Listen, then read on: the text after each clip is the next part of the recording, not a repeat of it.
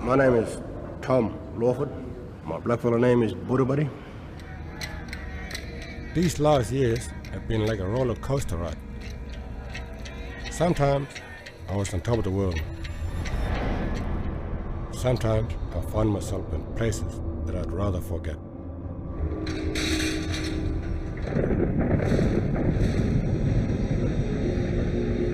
My grandfather, Spider, was worried.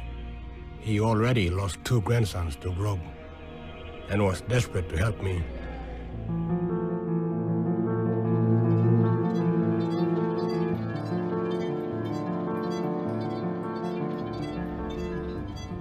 It was my first trip to country.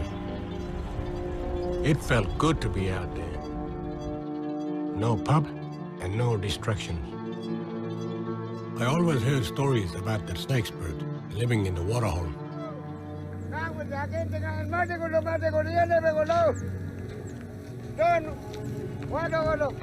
But when I first went out there with my grandfather, I saw something that changed my life.